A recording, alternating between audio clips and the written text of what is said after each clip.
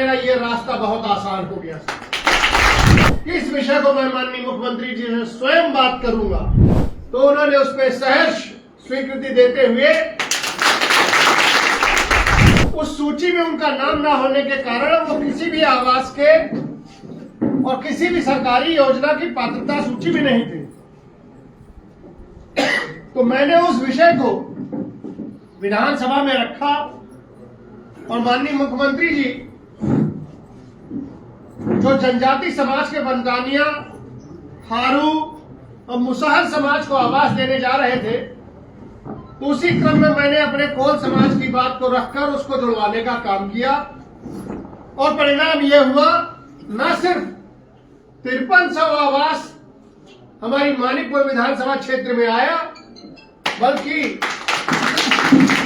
पूरे उत्तर प्रदेश में जहां जहां कोल आबादी थी उनको भी आवास मिलने का काम हुआ, कोल आवास के नाम से।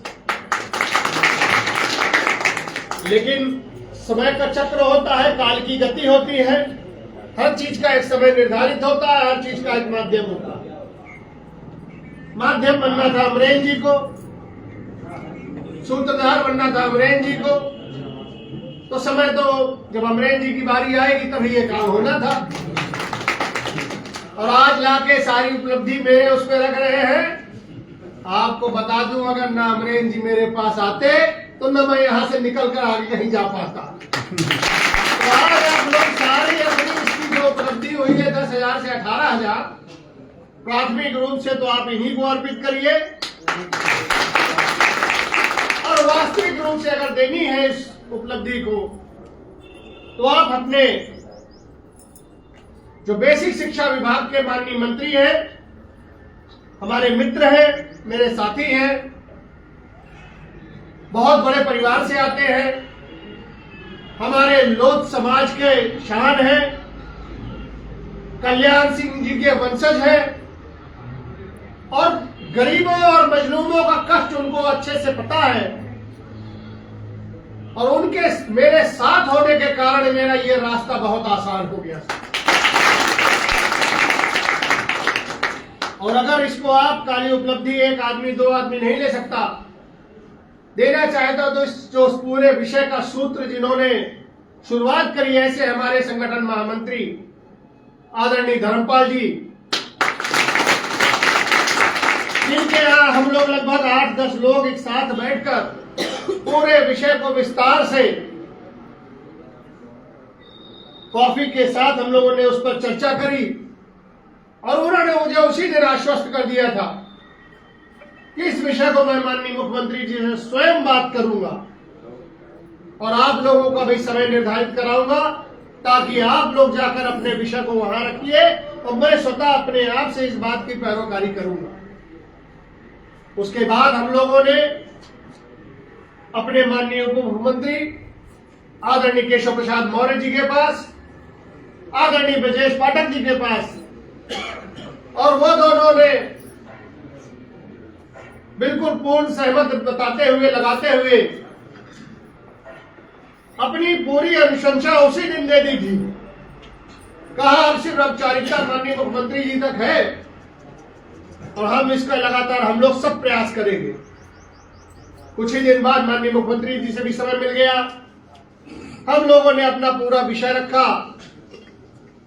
मुख्यमंत्री जी का स्वभाव आप जानते हैं, अमूमन तौर पे वो तुरंत हाँ तुरंत ना नहीं करते, लेकिन ये पहली बार हुआ था कि हम लोगों ने जब विषय रखा तो उन्होंने उस पर सहर्ष स्वीकृति देते हुए जिंदाबाद जिंदाबाद जिंदाबाद जिंदाबाद जिंदाबाद। ये तो नहीं कहा था कि कितना करेंगे, लेकिन उन्होंने आश्वासन दे दिया था कि हम अच्छा करेंगे और हम करेंगे। आप लोगों की बात से हम सहमत हैं।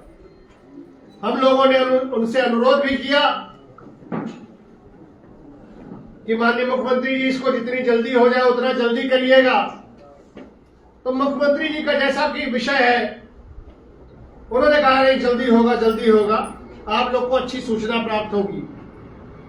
और साथियों, परिणाम यह हुआ कि उस बैठक के बाद सबसे पहले हम लोगों को एक होता है, हम लोग मांगने गए थे कि हमारे मानदेय बढ़ जाए, लेकिन उससे पहले उन्होंने कहा मानदेय तो बढ़ाएंगे, पहले आप लोग जो बेसिक शिक्षा के शिक्षकों को मिलने जा रहा है उसमें भी आप सहभागी बनो और कैशलेस 5 लाख तक के इलाज की सुविधा जैसे बेसिक शिक्षा के शिक्षकों को मिलेगी, उच्च शिक्षा के शिक्षकों को मिलेगी, उसी प्रकार शिक्षा मित्रों को, अनुदेशित परिवार को और रसोइया बहनों को मिलेगी। घोषणा हो गई। हम लोग कार्यक्रम में थे किसी जिले में, तो वहां पे लोगों ने बताया कि भैया घोषणा तो हो गई है पर अमल नहीं हुआ। तो हमने कहा आज का कार्यक्रम कर लो, हम जाएंगे लखनऊ, इसको अमल भी करवाते हैं। और ईश्वर की कृपा हुई कि उसके 3-4 दिन बाद एक आदेश आ गया कि इसको 1 अप्रैल से इसको भी लागू कर दिया जाएगा। माननीय विधायक जिंदाबाद, जिंदाबाद, जिंदाबाद। माननीय विधायक जिंदाबाद, जिंदाबाद, जिंदाबाद। कहना यह है विषय, इस समय सब कुछ कराता है, माध्यम कुछ बनते हैं। हमें अपनी मांग, अपनी उम्मीद, अपने विषय को याद रखते हुए कौन आपकी लड़ाई लड़ रहा है, कौन आपके हित की बात कर रहा है, कौन आपके सुख दुख को समझ रहा है, उसकी बातों का उसके साथ चलते हुए उसके बारे में चारों तरफ चर्चा करने की जरूरत है। मैंने जब अमरेंद्र जी से कहा कि हम लोग मिल तो लिए हैं, लेकिन गाड़ी खाली इतने से नहीं होगी, क्योंकि शिक्षा मित्रों का एक जहां जो उदासीनता आ गई है, उस उदासीनता को दूर करने की जरूरत है, उन लोगों को जागृत करने की जरूरत है। और उस पे पूरे जो एसोसिएशन के लोग हैं सब सहमत, उन्होंने दर्ज की, एक बैठक करी और उसके बाद अलग अलग जनपदों में, विभिन्न जनपदों में कार्यक्रम प्रारंभ हुआ। जनपदों के कार्यक्रम से क्या हुआ, जब भाषण हुआ, विषय आया और सब लाइव जाता है, सब सोशल मीडिया पे जाता है, तो सरकार ने भी इस बात को समझ लिया कि एक जो हमारे दिमाग में था कि शिक्षा मित्र एक विरोध के रूप में बैठा हुआ है, वो एक विपक्ष के रूप में बैठा हुआ है। उन बैठकों से, उन कार्यक्रमों से ये उनका भ्रम दूर होने का काम हो गया। उनको समझ में आ गया कि अपने कष्ट, अपने आज उत्तर प्रदेश जिस प्रकार प्रगति के मार्ग पर आगे है, सभी लोग सरकार की सराहना करते हैं, लेकिन अपने व्यक्तिगत कष्टों के कारण हमें जरूर कष्ट था, शिक्षा मित्रों को था। सरकार ने इस विषय को समझने का काम किया और आपके मानदेय को 10,000 से बढ़ाकर 18,000 करने का काम किया। इसलिए मैं अमरेंद्र दुबे जी के साथ अपनी सरकार के संगठन मंत्री जी को, बेसिक शिक्षा मंत्री जी को, दोनों उप मुख्यमंत्री जी को और मुख्यमंत्री जी को, लेकिन अगर इन सब चीजों के बाद अगर मैं एक व्यक्ति का धन्यवाद नहीं करता तो मैं पीछे रह जाता हूं आप लोगों को, इसलिए कि उन व्यक्ति से मैंने आपकी वार्ता कराई फोन पर, चूंकि मुलाकात संभव नहीं हो पाई थी, लेकिन ये सब आप मान लीजिए कि ये आपको आज सौभाग्य मिला है, तो हमारे माननीय प्रदेश अध्यक्ष आदरणीय पंकज चौधरी जी के बनने के कारण ही मिला है। वो प्रदेश अध्यक्ष बने, उनको मैंने वहीं से वार्ता कराई, मुलाकात कराने का संभव नहीं हो पाया, और जब उनकी समन्वय समिति की बैठक हुई उसमें यह विषय रखा गया, जो कि अब हम सार्वजनिक इसको चर्चा नहीं करते, लेकिन उसमें एक बहुत बड़ा मील का पत्थर आदरणीय पंकज चौधरी जी का था। लेकिन आप लोग 18,000 से संतुष्ट होंगे, क्योंकि 10,000 से 18,000 लगभग 80% की वृद्धि हुई है, लेकिन हम उससे उतना संतुष्ट नहीं हैं। 18,000 आज की डेट में हमको 10,000 से 18,000 हो गया तो हमें अच्छा लग रहा है, लेकिन अब हमारी 2 विषय जो अमरूप जी ने रखा है कि कैसे इसको नियमितीकरण अगर नहीं भी हो पाता, पहला तो प्रयास उसी का करना है, वरना 11 महीने 29 दिन वाला जो 28 दिन वाला जो भी चक्र होता है 29 दिन का उसको कर एक दिन का गैप दे के भले उसको कर दिया जाए, क्योंकि मैंने इस परिवार को देखा है कि अभी SIR का काम चल रहा था। जब 15 दिन का आप लोग को मानने नहीं मिला था, फिर भी आप लोगों ने मात्र शायद 2,500 कुछ उसमें मिला होगा, 5,000 2,500 उधर 2,500 उसमें, लेकिन आप लोगों ने उसका परवाह न करते हुए अपना पूरा योगदान देते हुए SIR के काम में अपनी महती भूमिका निभाई। तो आप विश्वास रखिए कि अगला विषय हमारा आपके वही है 11 महीने 29 दिन का, और इसको माननीय विधायक जिंदाबाद जिंदाबाद जिंदाबाद, माननीय विधायक जिंदाबाद जिंदाबाद जिंदाबाद।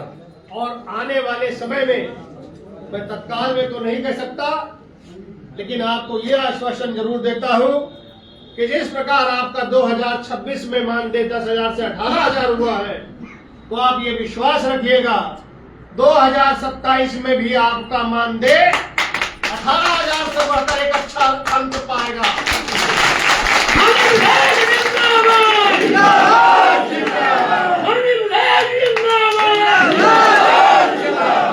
आपको अपने दायित्व का भी निर्वहन करना पड़ेगा। पहला तो अपने प्रदेश अध्यक्ष जी का इनके पीछे पड़ जाना पड़ेगा कि खाली आप अब चित्रकूट और जितने जनपद हो गए हैं उससे नहीं, विभिन्न जनपदों में आपके अपना कार्यक्रम कराइए। अब सबको ऊर्जा भी मिल गई है, सबको नवीन ऊर्जा के जीवन में सबके संचार हो गया है, तो ऐसे लगातार कार्यक्रम कराते हुए पूरे परिवार को एकजुट करिए। आने वाला समय आप लोगों का है। बहुत सारे विषय अभी तमाम तरह के विषय आ रहे हैं, कभी यूजीसी का लेके विषय, कभी किसी कोई विषय। इन सब विषयों में आपको चर्चा जरूर करनी है, लेकिन हमेशा याद रखना है कि नियम वही होना चाहिए जो सबके लिए सामान्य हो, किसी के साथ अन्याय ना हो और सबके साथ न्याय हो। जिस प्रकार किसी विद्यालय में हम लोग जब पढ़ते थे, कॉलेज में हम लोग पढ़ते थे, ना हमें जात पता होती थी, ना किसी को पता है आज की डेट में। आप सब अपने बच्चों से जो कॉलेज में पढ़ते होंगे उससे पता कर सकते होंगे, उससे पूछेगा तुम्हारे क्लास में कितने कौन कौन बिरादरी के हैं, तो उसको नाम नहीं पता होगा कौन कौन सी बिरादरी है। तो किसी भी प्रकार का हम लोगों के आपसी मन में, आपसी समन्वय में कहीं कोई भेद ना आने पाए, इसकी चिंता हम बड़े बुजुर्गों को करनी है, हम लोगों को करनी है। और विषय कुछ भी आए, आपको इतना ध्यान रखना है कि आपका हितकारी कौन है, आपके लिए संघर्ष कौन कर सकता है, आपके लिए लड़ाई कौन रख सकता है। हमको उनके साथ चलना है और उनकी आवाज को न सिर्फ यहाँ, जगह जगह जहां जहां जब जब अवसर मिले उस विषय की चर्चा करते रहनी है। चाहे वो कोई शादी का कार्यक्रम हो, चाहे वो कोई जन्मदिन का कार्यक्रम हो, चाहे वो कोई भंडारा हो, कोई ना कोई बात लाके आपको अपने नेता की, अपने साथियों की बात को रखते हुए इस बात को चर्चा में बना के रखना है, क्योंकि 2027 में 2019 को दोबारा लेकर आना है।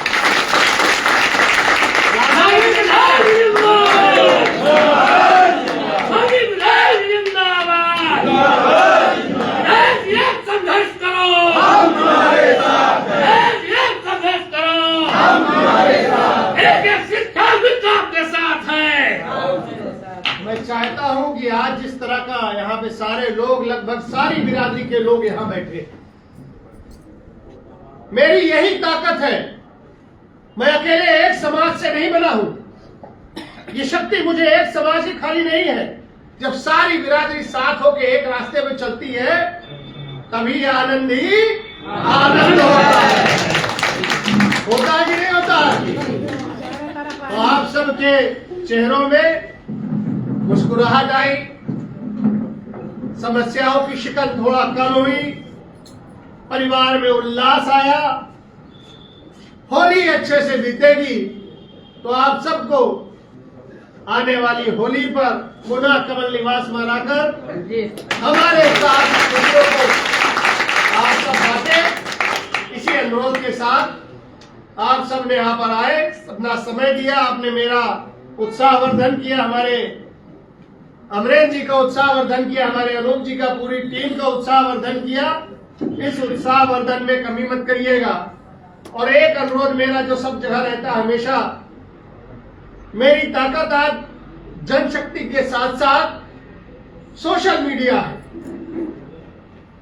तो जितने लोग यहाँ बैठे हैं अपने परिवारों में जा जाकर मेरे फेसबुक पेज से जुड़ने का काम करिए जो नहीं जुड़े हैं, मेरे ट्विटर आईडी से जुड़ने का काम करिए जो नहीं जुड़े हैं, और जिनके पास नहीं है वो अपने घर में बच्चों को बैठा के उसको सीखे और डाउनलोड करे और जुड़ने का काम करे। और जुड़ने के बाद उसमें लाइक, कमेंट और शेयर जरूर कर मेरी शक्ति को बढ़ाने का काम करिए। हम और अमरेंद्र जी अगर ताकतवर होंगे तो आप ये मानिए कि आपके कष्टों को कम करेंगे।